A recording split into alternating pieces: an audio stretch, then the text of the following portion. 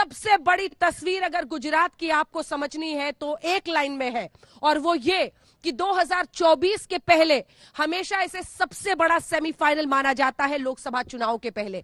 पिछली बार भी जब गुजरात में बीजेपी की सरकार बनी थी तो प्रधानमंत्री नरेंद्र मोदी ने अपने संबोधन में यह कहा था कि मीडिया हमेशा मुझे कहता है कि गुजरात के चुनाव मेरे लिए सबसे बड़े हैं और गुजरात के चुनाव मेरे लिए सेमीफाइनल है, इम्तिहान है। और इस बार भी देखिए मैं जीता हूं। इस बार क्या होता है सबकी नजर रहेगी, लेकिन दो बड़ी घटनाएं जिसका जिक्र करना जरूरी है, चाहे वो इमरान प्रतापगढ़ी की सभा हो गोधरा में जहां पर उन्हें वहां से भागना पड़ा विरोध का सामना करते हुए, या फिर नवसारी जहां पर बीजेपी कैंडिडेट पर हमले की खबर है।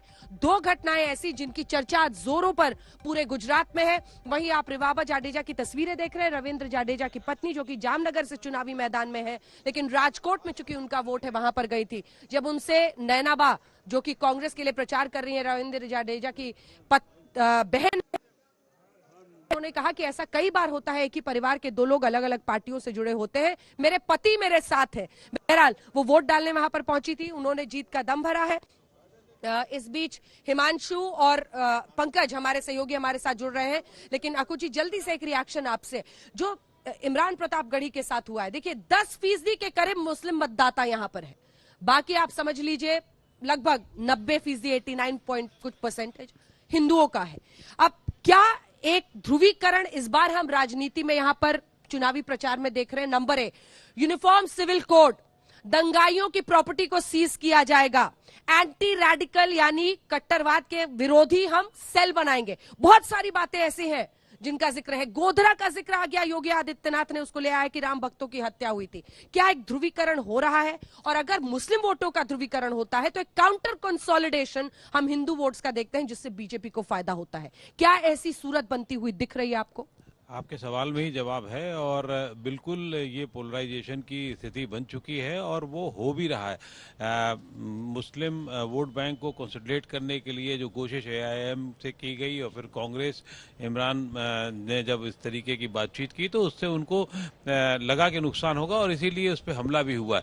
दूसरी तरफ तय बात है, जब एक चीज ये होती है तो उसका फायदा किसको हुआ? रावण कहने का फायदा कांग्रेस को कम हुआ, बीजेपी को ज्यादा हुआ। ये हम सब देख रहे हैं। कल से लेकर के लगातार वो जो भारतीय जनता पार्टी ने बताया और फिर गुजरात अस्मिता और नरेंद्र मोदी का नाम जोड़ दिया गया, तो ये अपने आप में जो विरोधाभास, जो फायदा लेने की कोशिश होती है एक पार्टी द्वारा, फायदा असली में भारतीय जनता पार्टी ले जाती है, क्योंकि उसकी मशीनरी, उसका कहने वाले, उसको समझने वाले, उसको काउंटर करने वाले इतने सारे लोग। मोदी की लोकप्रियता बहुत बड़ा, बिल्कुल बहुत बड़ी बात नहीं, मोदी की लोकप्रियता प्लस गुजरात अस्मिता सीधे जुड़ जाती है और वो कहीं पे डावाडोल होने की स्थिति दिखती ही नहीं है इसमें।